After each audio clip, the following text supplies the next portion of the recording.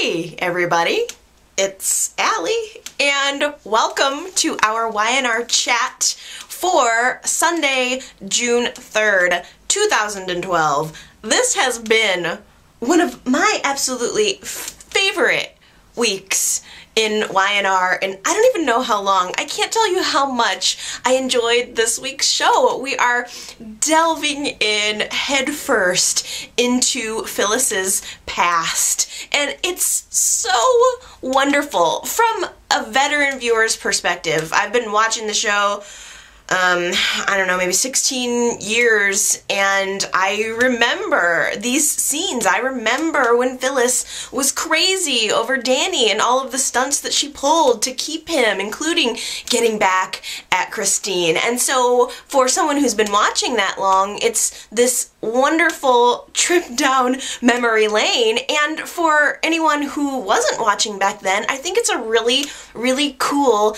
insight into Phyllis's character. And I love that Ricky is the vehicle who is taking us there. We're seeing it through his eyes. He's experiencing it for the first time. So in many ways, Ricky is like the new viewer taking us on this, this journey, and it's such an awesome journey. It's really, truly brilliant. Nothing short of brilliant. The Ricky-Phyllis feud is probably just one of the most exciting things going on the show right now, and Ricky, this week, convinced Daisy to help him take his plan to the next level. Daisy got into Phyllis's purse, got out her apartment key, and gave it to Ricky, and Ricky and Daisy decided to go snooping around in Phyllis's apartment. And Ricky came across the business card for a Mr., or actually a Dr. Tim Reed. Now, Tim Reed is such a central figure in Phyllis's past life, shall we say. He played a huge role in helping her enact the plan to try to keep Danny, and she really screwed him over in the process. Now, Monday was Memorial Day here in the US, and I believe that YNR ran a classic episode. I'm not sure if that episode centered around Phyllis. I kind of heard some rumblings that it did, that it was a Phyllis-centric episode maybe from back there. So if that's the case, hopefully you guys got to see some flashbacks, giving you a little more insight into Tim Reed's character. I don't get the classic episodes because I watch it online, so I don't know what was aired, but I did manage to go back on YouTube and watch a really good compilation video that just showed scenes from the past of Phyllis and Tim's interaction and how she manipulated him. And I think that you should go to YouTube and just type in Dr. Tim Reed, Young and don't even type in Young and the Restless, I think. Actually, the videos are they're kind of hidden. So just type in Tim Reed and go back and watch them, because it is so essential. It is like YNR essential history lesson. You need to know this information about Phyllis. It was like she just used to be such a dark, crazy, weird, almost childlike but vicious person, and Michelle Stafford was brilliant throughout it, and you need to go back and you need to see it. It's a real treat to, I mean, how long has it been since then? It has to have been maybe 10, 15 years. She had her fiery red, much darker red hair, which is indicative of a sort of a different kind of Phyllis. I mean, the Phyllis that we see today is very much still there. You know, she still has that darkness in her, but it was a whole nother level.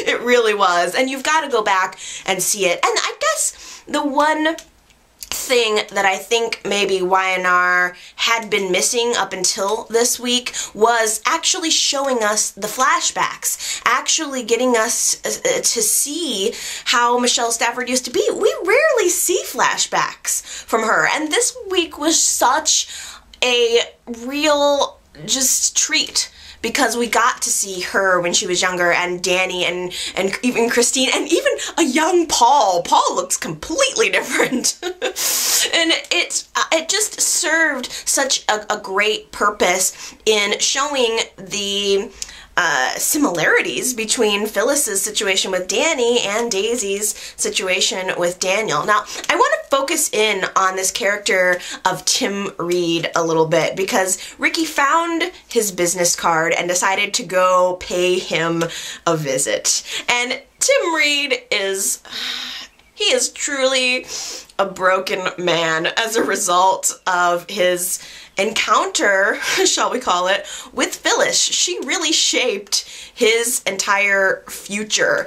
Tim Reed was the court-appointed psychiatrist, or psychologist, I think psychiatrist is the correct term, he was appointed to Phyllis and Danny's divorce case, and he was there to assess the situation and make a recommendation as to whether or not Danny would be able to file for divorce from Phyllis. I mean, even taking it a little bit further back, just for anybody who wasn't watching back then, basically Phyllis drugged Danny, same thing Daisy did. When I think back about it, I just wonder if Y&R was planning this all along. I just wonder if they knew what they were doing, if they were building to this comparison from the moment that Daisy drugged Daniel. And if so, just bravo. Just bravo. It's the similarities. There are more similarities than there are differences. Phyllis drugged Danny, got pregnant. Actually, she drugged Danny, had sex with him,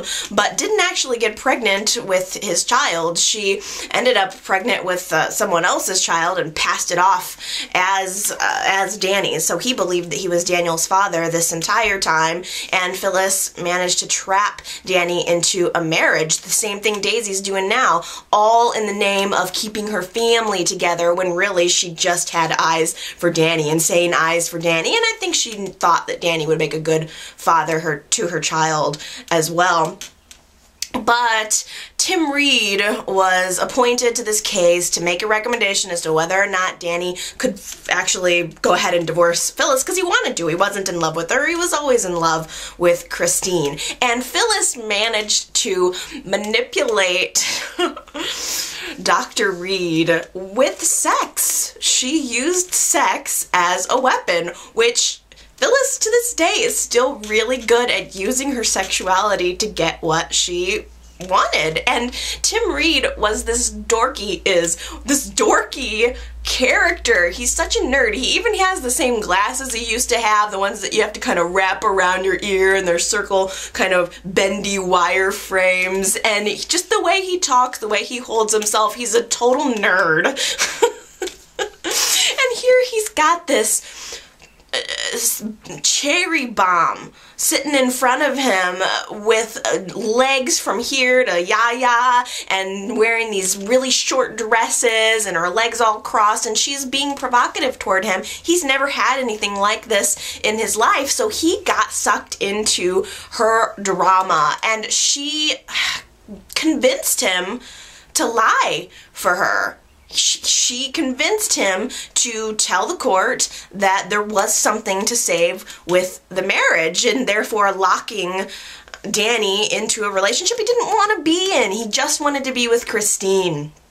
And Phyllis was not about to let him go. And in fact, in order to solidify her hold over Tim Reed and further force his hand into helping her, she videotaped them having sex. She seduced him, got him into bed, and videotaped it, and then held it over his head and said, "You're gonna help me, or you're gonna go down. I'm gonna release this. You've now slept with one of your patients. It's gonna ruin your career." And there was really only so far that she was able to push this man. As much as he seems like this total wimpy dude, he ended up having a conscience at the end of the day. He helped her, and I think in the process kind of fell in love with her. I think that he really thought that she was into him, and she was so convincing. Again, you have to you need to YouTube Dr. Tim Reed and see the way she manipulated him, because she made him think that their relationship was so special, and the whole time he felt pity for her, I think, and it developed into a weird romance, a weird connection, a weird love for him, and then she turned around and just slammed the door on him as soon as she got what she wanted. And so he, feeling horrible about what he did, he's now gone against the oaths that he made in his profession. He slept with a patient. He's lied in court, something that could totally cost him his career. And he decides that he needs to right that wrong. And so he goes back to the judge, tells the judge that he lied and that he had a physical relationship with Phyllis, and the judge decided to overturn the court ruling and rule in favor of Danny and Phyllis's divorce. Meanwhile, everybody's life kind of got destroyed except for Danny. Danny was happy to be out, but Tim Reed's career was over. He completely got everything blown out of the water. He committed perjury and slept with a patient, so he was not able to practice anymore. And this moment was what led to Phyllis's destruction as well. Slowly the truth about everything she's done was starting to unravel.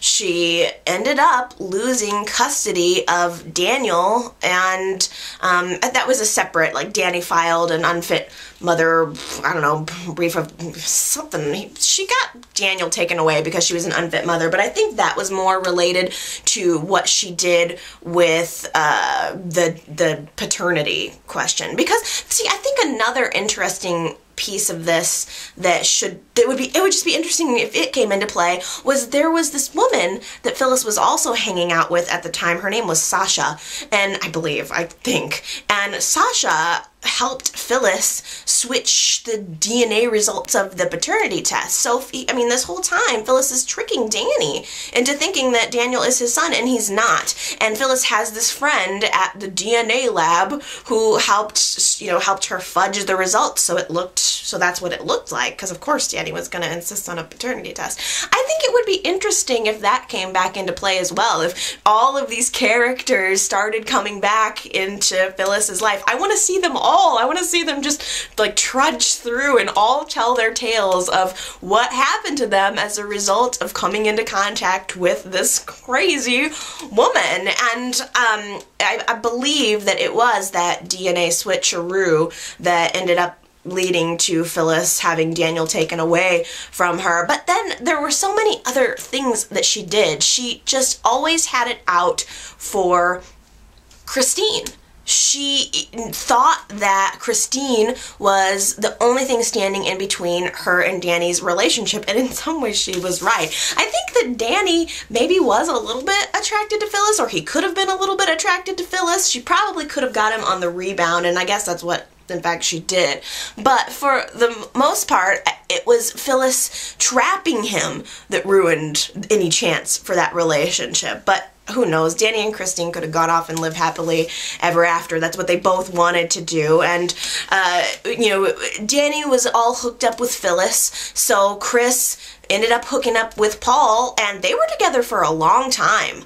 Quite a long time, actually. But still, Phyllis's vendetta against Chris it never could subside, and she did end up coming up. We saw a little bit of a flashback at the very end of Friday's show. She came up with this plan. She decided to mow Christine and Paul down with her car. Initially, she just wanted to get Christine, but Paul was, waiting in the wings, saw the car speeding toward Chris, and jumped in front of it as well. So Phyllis ended up running over Christine and Paul. She never got caught for it, never. Everybody knew that she did it.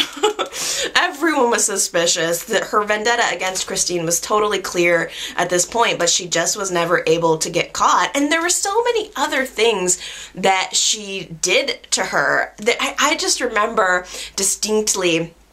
After Christine and Paul did finally get married, I remember Phyllis went to the Caribbean where they were honeymooning, and she put an octopus in their bed.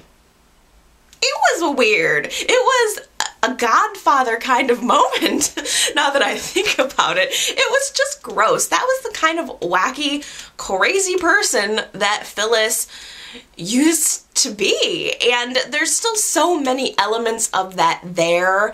It's toned down, definitely, but the fact that it's all getting dug back up, and I think she's hormonal anyway because of the pregnancy, but the fact that Ricky is now snooping around, it's getting ready to catch up with her. He has discovered all of this information. Before leaving Tim's apartment, if you can even call it that, Ricky managed to get his hands on her case file. Dr. Reed just happened to have all of his old patient files strewn about his apartment, and Ricky found Phyllis's file, and he swiped it and just started reading directly from Tim's mouth. I mean, it was a jackpot. All of Phyllis's secrets, everything she told him, and she told him everything because he was, it was a doctor-patient confidentiality thing. So she told him everything, and it's all right there in one nice, neat little file that Ricky now has his hands on, and he's going to use it. He's going to write this unauthorized biography, and it's going to be so good. And the interesting piece of it too is I think Tim is gonna pretty well back it up. He realized that Ricky stole his file and ended up calling him back later and saying, "I'm not mad at you for stealing the file. I'm still feeling ticked about what happened with Phyllis, so be sure you check into what happened Christmas 1994, which I believe was the hit and run accident." So it sounds almost like this information is bubbling up to the top, and who knows, may result in that hit and run case being revisited. Phyllis could be facing new charges.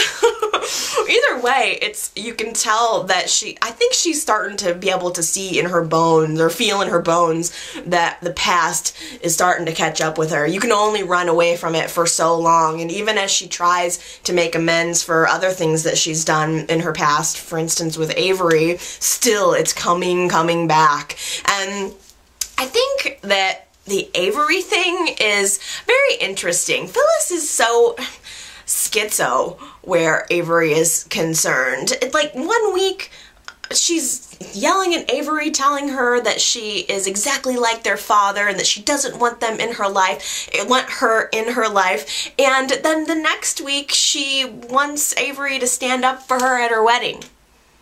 It's just very schizo. It's the only way to describe it. Phyllis is now wanting to look forward to the future, and I think a part of that for her is maybe trying to resolve things with the past, resolving things with Avery, but it's just not going to be that easy.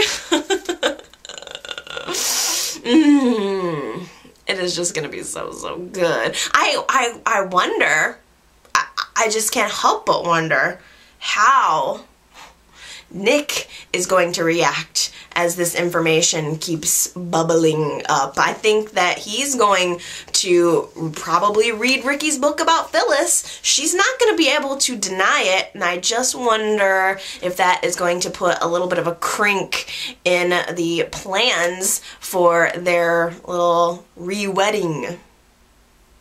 Paul played a very important role in this storyline as well. Not only his connection with Danny and Christine and Phyllis, which can't, even be ignored. He was absolutely involved in leading the charge, trying to get Phyllis exposed. How could he not? He was engaged to Christine at the time, totally in love with Christine at the time, and Phyllis could not stop. She could not, after she lost Danny, she could not see past her wanting vengeance, wanting to get revenge on Chris for what she saw as ruining her life. But Paul is also, I think at this point, way more focused on his son and just how bad he actually is. There's a lot of circumstantial evidence surrounding Ricky, and it was always kind of the same way with Phyllis. You never really could quite nail her. Everybody knew that she had done what she did, but they were never able to really catch her. And Paul's in that situation with his son right now. He had that meeting scheduled with someone who claimed that they had information that was going to prove that Ricky killed his ex-girlfriend Rachel, and what do you know? That guy, Greg Hunt, got into a fatal DUI situation, car accident, on his way to go visit Paul. And it's just way too much of a coincidence. Ricky had his connection, this guy on the inside who was giving him information, letting him know that Paul was sniffing around, and I'm sure that they were able to deduce that Greg was going to meet with Paul, and then all of a sudden, what do you know, he dies? There's just too much of a coincidence there. But again, I think it's one of those things that's probably never really going to be revealed, probably never really going to be resolved. It's just a pointer, just a very dangerous indication of the kind of person that Ricky was, or he is. I don't know, because I kind of almost wonder, is it possible that he could have killed the guy? Wasn't Ricky with Danny at the concert at the time when Greg would have been driving to meet Paul? Is it just me? Or I guess he could have done it afterwards. He got the call from his inside guy right after meeting with Danny, so maybe that's exactly what he did. It's a very, very scary to think about the fact that he's that dangerous, because he's also kind of attractive to me. I've come a long way, you guys.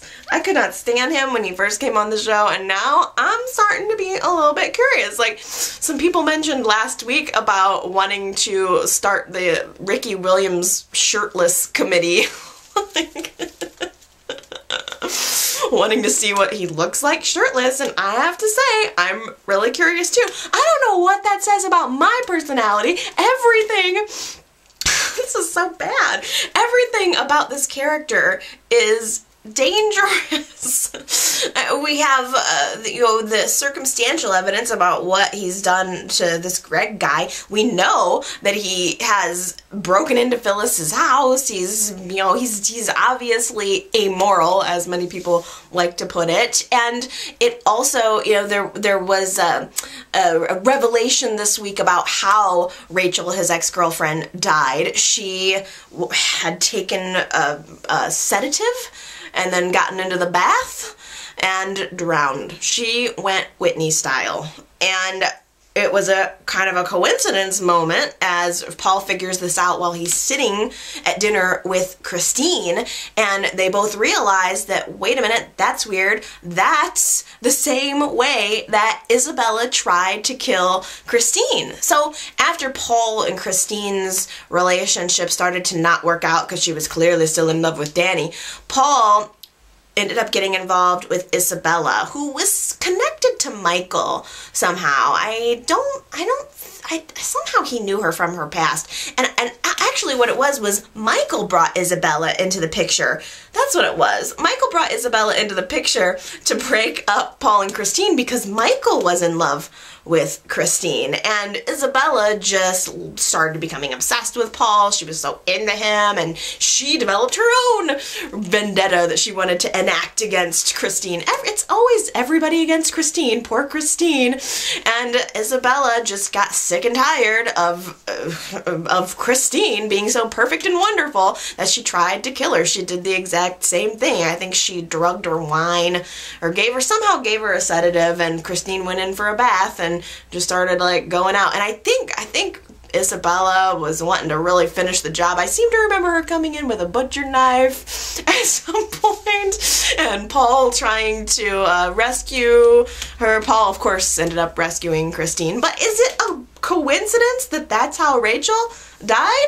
same way? I think not. And it is very concerning for me thinking about, on the one hand, how dangerous Ricky is, and then on the other hand, just how much I think I would like to see him shirtless. And I'm starting to picture it. Like, I've slowly progressed along this path of, well, I don't hate him, I guess he's okay, to, ooh, he's a good character, ooh, I like him so much. And now all of a sudden it's starting to progress into, I think I'd like to see him shirtless. I can't help myself. I'm just looking at him, I'm watching him, and I'm thinking, like, his neck is so thick. It's just so thick. And you know what that means? Danny and Christine. Wow. That took, like, what, 5 minutes for them to jump in the sack together? It was literally, hi, how are ya? Oh, I'm doing pretty good. So nice catching up with you. So, you seeing anybody? Let's do it! I was shocked. They didn't waste any time at all. It's good, though. I was pretty pleased with it. I mean, that was hot. Danny and Christine, though, they have so much history, and there's so much of a missed opportunity vibe about them. They just never ever were able to get it together. It seemed like they were happy only for a brief time together until it all started falling apart. And as I recall, I don't remember if Danny and Christine were together at the time that, he was involved with Phyllis, or if they were together at the time that Phyllis drugged him and slept with him. But they certainly were still emotionally involved, and it just never happened for them. Phyllis became their biggest obstacle. They kept trying to reconcile, kept trying to work it out. By the time Danny was out of his relationship, quote unquote, with Phyllis, Christine was involved with Paul, and I think Christine really did love Paul too. It was no Danny type of love. It was not the grand romance, as I like to call it, but she did love him. And gosh, Paul is always everyone's second choice, except for Nina, gosh darn it, which is why I like them together. But there is this feeling of a missed opportunity between Danny and Christine, and here they are, same time, same place, for once in their life, both single, and they just went for it. They just totally did it, and I was all for it. I thought it was great, except for the fact that that song that was playing in the background was clearly Michael Damian. It was clearly like a Danny Romalotti song. It was so, I don't know, it was so easy listening. Not exactly my style. I would have liked something a little more bounce, go wow wow, let's do it. But that wasn't what we got. It was not that at all. It was nice though to see them back together, even if it was for a brief moment. And yes, it was all too brief. As soon as they had sex, they basically ran upstairs, rented a room real quick, and then came back down before they were even fully dressed. Christine was literally still buttoning up her shirt while she was walking downstairs. And you can't expect to do that and not have some kind of consequence. Phyllis and Paul were sitting at a table at the athletic club as Danny and Chris were coming downstairs, and it was so obvious. And what ensued also was this really awkward meeting between the four of them, Phyllis and Danny and Christine and Paul, just sitting there at the table like nothing had ever happened. It had to have been the most uncomfortable situation for Phyllis ever. Well, really everyone. Christine too. Phyllis was so ruthless with her, and it must be weird sitting there acting like Phyllis is this normal person now when she never was before. She was so messed in the head. You really have to see it to believe it. Again, I just can't tell you. If you don't know, you don't know Phyllis until you know who she was back then. You need to go back and do your research if you haven't seen it. It was just such an awkward foursome that they're all sitting there now coming together on something, trying to work toward kind of exposing Ricky. It was very, very weird. And they ended up parting. Everyone kind of ended up parting and going their separate ways. And it wasn't until later that Danny and Christine ended up coming together one more time for one final glass of wine because Danny has to leave town. I'm so disappointed. I really thought that maybe we were going to get to keep him. It just makes sense that he should come back to the show right now and he should stay on it. And that's just not what's happening. Danny has a tour. He has he's a rock star. You want him, but you can't have him. He's not a settle down kind of guy. He has his lifestyle, and Christine has her lifestyle. And there was this moment where Danny was trying to convince her to come with him, to go on tour with him, which is so not even her style anymore. Christine, maybe she was fun at one point, because I wasn't watching when they were young and together. I mean, they were like teen lovers. They were like first loves, basically. And I wasn't watching at that point. But I imagine Christine was fun back then, but now she's not. She hasn't been fun in a long time. She's a very staunch kind of lady. Although, didn't she sleep with Nick or something? Didn't Christine sleep with Nick the last time she was in town? Ooh, that would really piss Phyllis off. They had something. I don't know if they slept together, but they definitely flirted. Ooh. Someone has to leave me. Let me know if anybody knows. You gotta refresh my memory on that one. Did Christine and Nick sleep together? Because if so, I think Chris should rub that in Phyllis's face promptly. But it's always been Danny that she's wanted. Danny has always been the love for her, and even though they have these very different lifestyles, I had this just slight hope in me that maybe they would be able to work it out this time, but they didn't. They just realize that their time has passed, which I don't buy. I think they could make it work if they really wanted to. They're choosing their careers over each other, which to some extent is kind of what they've always done, I guess. But I mean, just for us Y&R, like I don't know, even if they don't stay on the show, which I wish Danny and Christine would stay on the show, it would be nice if they could just let us believe that they're off living together happily ever after.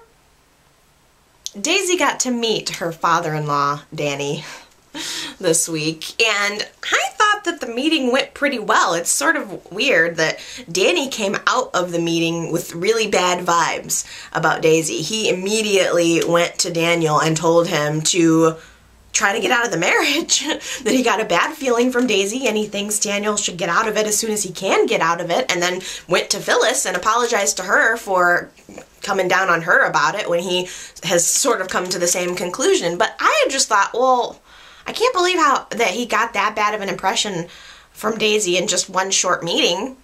Nothing really happened. She didn't really say anything weird. In fact, I thought that she explained herself pretty well. Maybe I'm Daisy biased. I don't know why. I like her, but she explained herself pretty well. Danny tried to make a comparison, saying something like, "I once knew a girl just like you," referring to Phyllis. And Daisy said, "I don't know why everybody is comparing me to Phyllis. Well, of course, maybe she was lying because she did drug him. It is very similar. But I was just surprised, I guess, that Danny got those bad vibes off of her. I guess the thing is I don't get why everyone seems to think that Daisy is so much worse than Phyllis.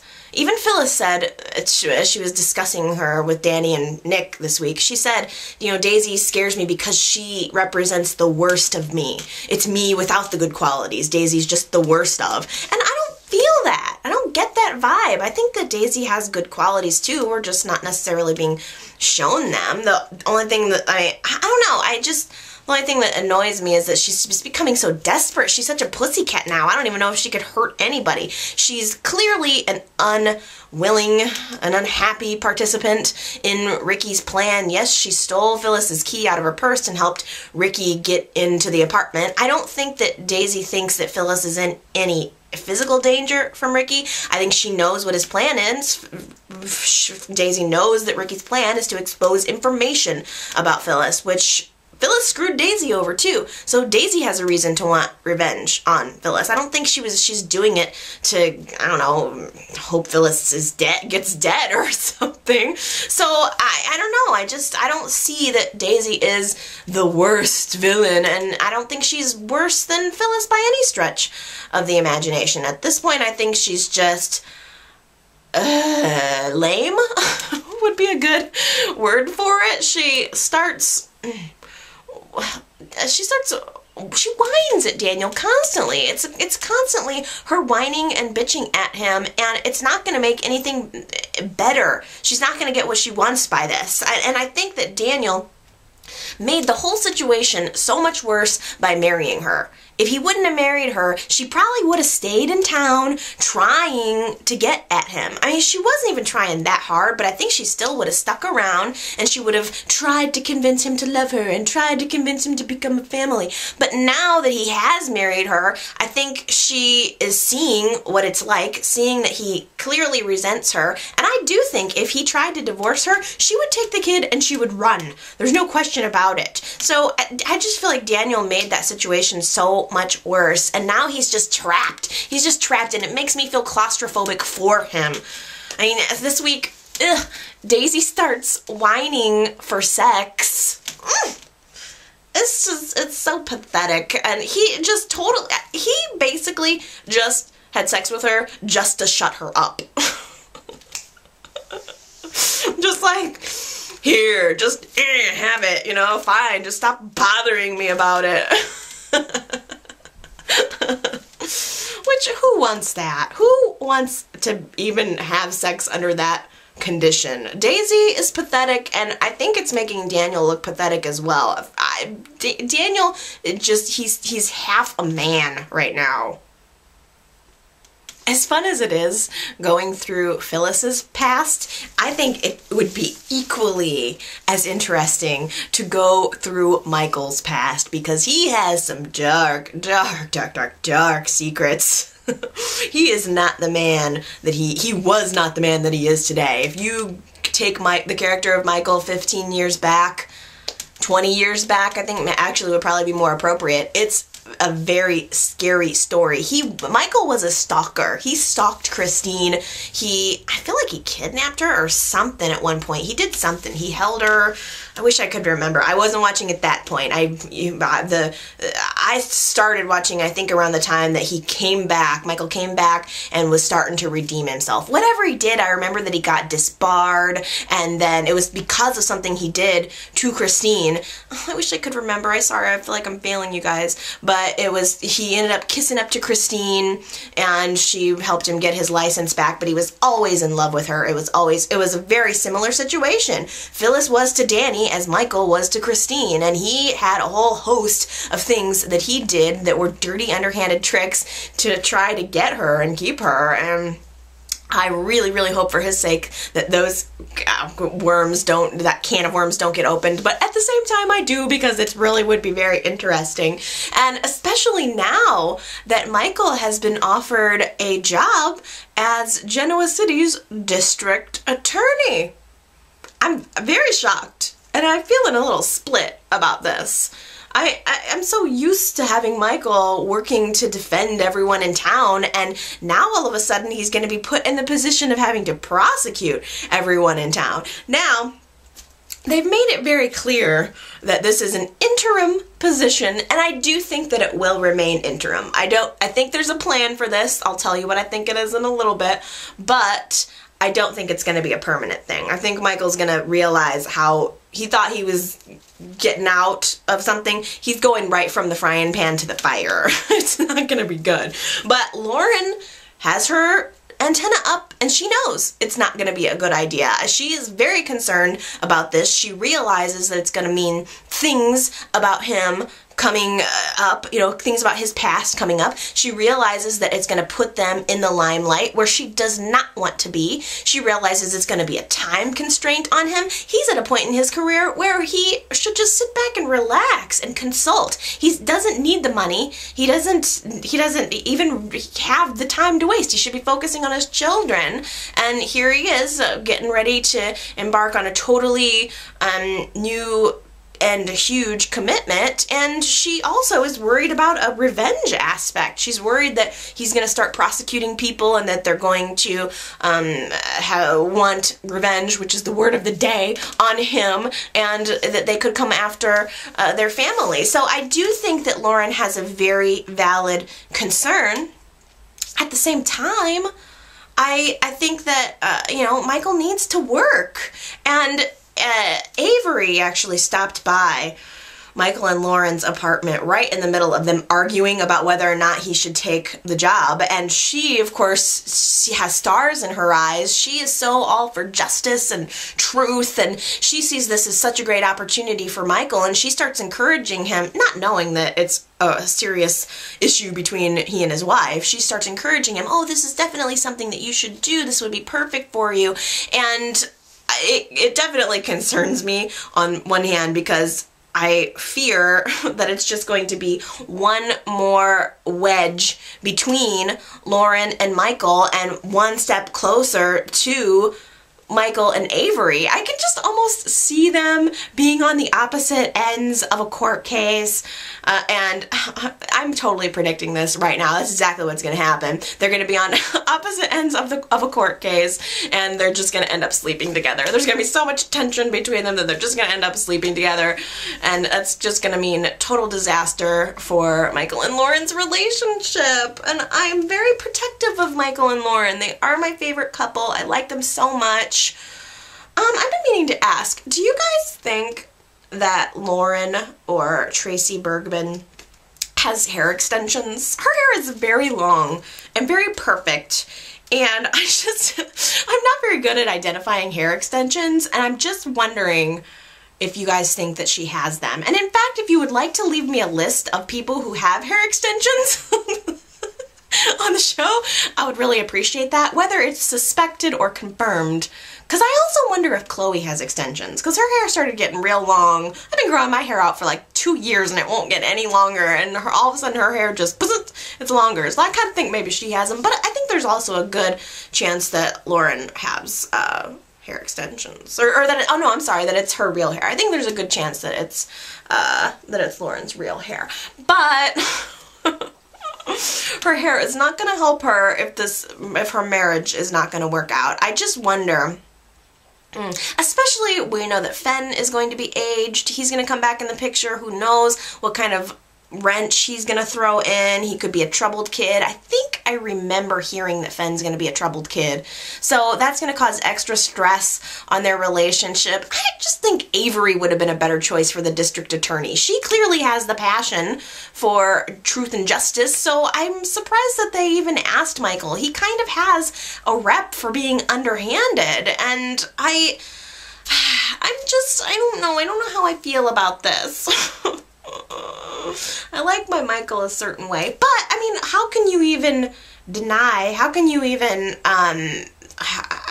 say no when he starts giving this speech about how he wants to make the world a better place? You know, he's made his money, he's made his mark, and now he feels that this is an opportunity for him to actually do something good, and he feels that it could be a culmination point of his career. And he starts giving this really heartfelt speech, and Lauren realizes that she has to let him have this. You know, this is something that could be really good for his soul. It's like his soul project, and you know, she realizes that she's going to have to go along with it, whether she likes it or not, and she agrees, and Michael accepts the position. And I'm going to have to do the same. I'm going to have to agree and allow him to accept the position as Genoa City's newest district attorney, because I think it does have some very interesting potential, which is, I'm going to give you my prediction right now. I think this is really good because, like, I think the best part about this, though, I want to say first, is that everyone can stop leaning on Michael to get them out of trouble every time they have trouble, because it gets tiring. They use him. Everyone who's his friend uses him for his expertise, and he's got to be getting tired of it. And the very first example, which led me to my prediction, is as soon as Michael decides to accept the position, who comes walking in, like an hour later probably, but Phyllis, and she's telling him, okay, we gotta strategize on Daniel's case. I need you to help get my son out of this jam. And Michael's like, sorry, hate to break it to you, but I'm gonna have to recuse myself. I'm the new district attorney. And she was very, very happy for him, which I think in retrospect will be laughable, because I'm telling you right now, Ricky is going to unearth the entire truth about the hit and run. He's probably going to get some evidence against Phyllis, and the mayor probably is going to force this case to be reopened. Who knows? Maybe Christine will be involved in wanting to get the case reopened, but it's gonna land square on Michael's desk, and we are gearing up for Michael in his first very, very challenging task. As DA, he is going to have to prosecute Phyllis for this. It is going to be epic. It is going to cause a huge rift in their relationship. Oh my goodness. I can also tell you right now that Avery will be representing Phyllis, which creates the Michael versus Avery tension that will probably lead to sex. It's going to lead to sex, but it probably will not lead to any kind of conviction against Phyllis. I think the most important thing that is just going to lead to is drama for us. Nikki is looking so fit and trim and beautiful. Did you guys see her at the Memorial Day barbecue, BBQ at Jack's house? She had on this, it was like a lime green, light yellow, like acid yellow maybe, dress, and she just looks so good in it. She's got a tiny little waist, and she just walks with her little saunter, and I thought, ooh, Nikki looked good. I'm very proud of her. Jack is a very lucky man. Sorta. He's lucky in that he is marrying Nikki, but not so lucky in that Kyle totally does not approve, and the more I think about it, the more I kind of see where Kyle is coming from. I think that he was at first being very understanding, not wanting to come in between Jack and his happiness. Kyle had that revelation as he was seeing how hard Jack was working at his physical therapy and seeing how much he relies on Nikki's support, and so Kyle kind of gave in and said, all right, I'm not going to make a stink about that. But that was before he realized that Jack and Nikki are engaged. That's a whole nother story, and I can't help but feel like Jack is being kind of insensitive. Nikki killed Kyle's mother. Whether it was an accident or not, as Kyle said this week, I'm never going to see her and not think of that. She's a constant reminder of my mother's death. And I want Jack to be happy. I want Jack to have his own life. And I don't want Kyle to be a little brat about it. But I just don't know what the rush is. Why does Jack have to marry Nikki? Especially when he knows how much it hurts his son. I just can't. It makes me think that Jack has some kind of ulterior motive, that maybe it is more about getting back at Victor, because you can see Nikki, you can be with Nikki without having to marry her and without having to rip up your son's heart every single time he sees you two together. I'm not so sure that Noah and Eden are the great match that they used to be. There's just something about them that doesn't seem like it meshes. Like, Noah is such a all-American sports kind of guy, and Eden seems like this alternative European sort of like hippie, hipster kind of girl, and I just don't know that they go together the way that they used to. Yet it seems as if we are moving toward an Eden, Noah, Kyle triangle, with Kyle being very jealous of the fact that Noah and Eden are getting closer, and Abby just being jealous because I think Eden is getting the attention. And it was very awkward at the Abbott pool party this week when Noah's back in town, doesn't really have a place to stay, is crashing on a friend's couch, and Eden has a room available. She kicked Ricky out, has no other excuse. She told Ricky that she was having a girlfriend come stay with her. That was a lie. So she needs a new roommate, and out of nowhere, Eden just offers it to Noah. Says, hey, why don't you move in with me? Very casual. As if it was no big deal, as if they didn't have this breakup that is shrouded in mystery. There's so much to this story that still hasn't been revealed. Something clearly happened in Paris that caused them to break up that nobody has talked about, and Noah even alluded to Abby this week that whatever it was that happened in Paris was his fault. So Noah did something that caused them to break up, and I want to know what it is. There's so many possibilities. I mean, is it something simple, like Noah cheated on her? She caught him in bed with another girl, and that causes them to part ways? Or, I mean, could it be something more, I don't know, salacious? Is it possible that, I don't know, like maybe, this would be scandalous, but is it possible maybe Noah is gay? Well, now I am very disappointed in Sharon this week. There was an encounter between Victor and Sharon out on the town and Victoria and Billy out on the town. They end up at the same restaurant for dinner, and it's very awkward. Victoria has to watch her father making goo-goo eyes over her sister-in-law. It's just weird.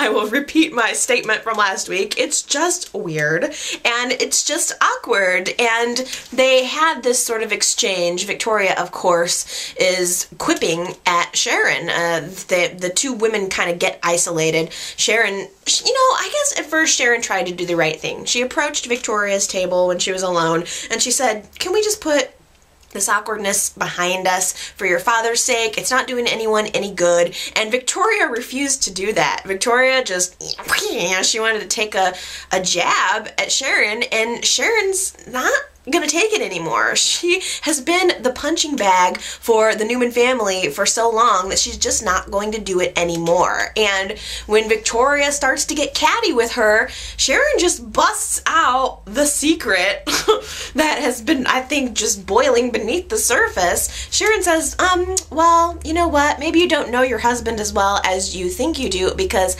yeah, I slept with Billy on the night before his wedding. Oof, that was painful for Victoria. Very, very painful. Of course, it was before Billy and Victoria were involved at all, but still, it's another example of Billy's secrets that just keep coming to the surface, and Victoria has to deal with them. It's just another example. I mean, we were so close almost to having resolution on this issue, and of course, Billy and Victor are back to fighting, and now Victoria has found this out, and I was very disappointed in Sharon, though, for busting out that secret, because, yeah, Victoria was being a jerk. She should have just kept her mouth shut. But Sharon, you didn't have to go and blow this, like what happened between you and Billy should have stayed between you and Billy. You shouldn't have busted out that piece of information to his wife. And the only reason Sharon did it was to hurt Victoria. It was so rude and so unnecessary. And in the end, Sharon just ended up shooting herself in the foot. That's all she did. She thought that she was getting a one-up on Victoria, and really, she just screwed herself over for the one relationship that was having her. So I was very surprised about this, but Victoria turned around, called Victor on his cell phone after he and Sharon had already left the restaurant, and Victoria told Victor that Sharon just confessed to having slept with Billy. I was very surprised that Victoria would do that, because I thought, well, that just makes Billy look bad. And you're trying to bridge the relationship with your father. You want Victor to like Billy. Why would you tell him that? Why would you give him more information? Another woman added to the list that Billy has slept with. Why would you even tell Victor that? But the ramifications were so much bigger, because as soon as Victor learned that Sharon, his new little prize, his new little pride and joy, had slept with a man that he despises, his daughter's husband, Victor kicked Sharon out right away. He got the phone call from Victoria. It was like, oh, really? Click. And then all of a sudden he was like, I have a meeting. I have a meeting, Sharon. Maybe it's best if you leave. Show yourself out, will you? Just totally put the shut down on their evening and sent Sharon on her way. So, way to go. You just screwed up the only chance at a relationship that you had, and which is probably good for us, because that relationship was deemed to go nowhere. So My goodness. The last thing Victor Newman wants is Billy Abbott's seconds.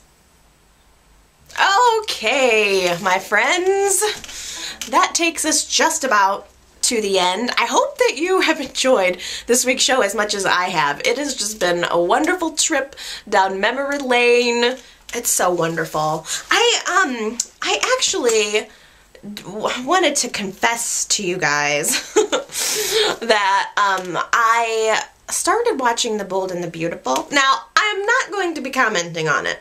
I just want to let you know that I started watching The Bold and the Beautiful, mostly because my man Don Diamond is over there, used to play Brad. The original Victoria is over there. Amber's over there. Deacon just got out of jail, and they like Don Diamond came to get Deacon out of jail in Genoa City and took him back to Los Angeles to The Bold and the Beautiful. It was a crossover. It was wonderful. And there's just like so many characters that have come from YNR that were so great that I think it's interesting to see now. And I watched Bold and Beautiful back in the day for a little while, so I'm somewhat familiar with it. I know the main players, and it is a good show, and I'm enjoying it. The reason why I'm bringing it up now is because I keep thinking in my head, I wish I had somebody to talk with about The Bold and the Beautiful, because, you know, I enjoy talking about my soaps, but at the same time, I think, how could I possibly give an in-depth analysis the way I do with YNR? Here, you know, we've been talking about Phyllis and the Tim Reed situation and her past, and I have something to offer there. I remember that stuff happening. I can tell you what the backstory is. I can tell you how I felt about it. I can give you my impressions of it. With, like, picking up a new soap, how could I possibly be able to offer anything? I'm still trying to figure out who all the players are and how it all connects and all.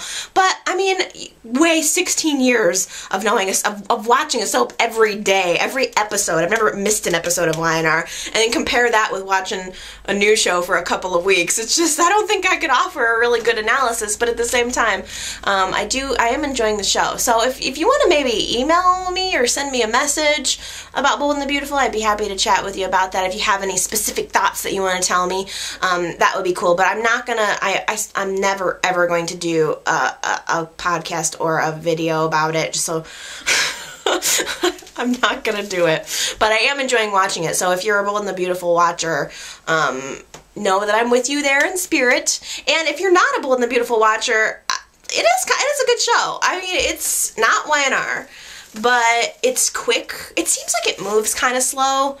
I mean, it's only a half-hour long show, so it seems like this story, it takes a long time to get anywhere, just from my observation from watching it recently. But it's still good. There's a lot of YNR people over there. It's a decent show to pick up, and it doesn't take a lot of time. And if you want to message me about it, that would be okay. But back to YNR. I love it. I'm so excited. I loved that this whole week was Ricky and Phyllis centric.